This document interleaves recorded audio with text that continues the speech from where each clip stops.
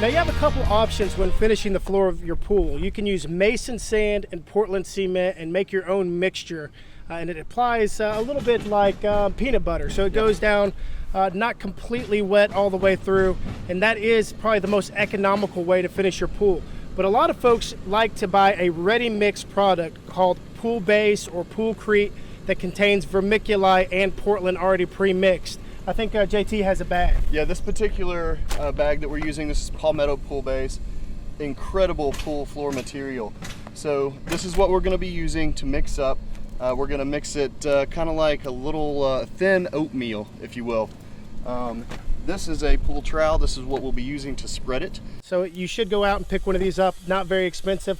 Also, you're going to need a mixer. Now this particular mixer, if you don't have one this size, you could use a smaller one, but you will need something to mix your pool-based material in. One other point on your 40-pound bags of Palmetto Pool Base, they come on a pallet, so you won't be receiving individual bags. You'll typically have 50 to 60 on one pallet that'll be delivered on the job site. So it's going to look something like this. All right, we're going to get started. All right.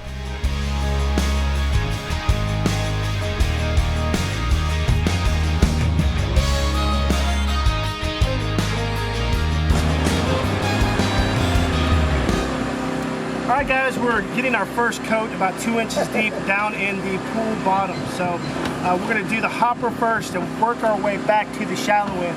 Now, when we're applying this, we're definitely going 2 inches thick, but we're also going to come up 2 inches on the wall.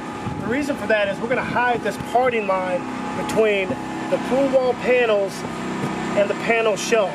So we're going to cover that parting line. We're going to come up about 2 inches on the wall. So we'll flip back around in a second when we get up to that point, and I'll show you what that looks like. Whew. Don't go to the gym on the day that you got to do the pool floor. I'll tell you what, it'll wear your forearms out.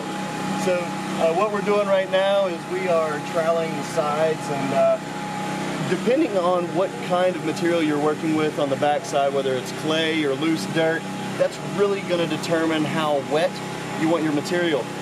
So right now we want it a little more like peanut butter, because it's going to stay up a little higher and it's not going to suck all the moisture out of it once we lay it down. Another great point is that before you start finishing the pool, make sure you check the weather. So you don't want to do the floor of the pool if it's going to rain on that day or the next day, especially if you're using this pool-based material. You want to let it harden for about 24 hours. That way, this time tomorrow, we'll be able to come out, lightly walk on it, sweep it out, knock off any rough edges, and then put our liner in. So just make sure you check the weather and be aware of any rain forecast that might be out there. Definitely don't need it raining on this. Right.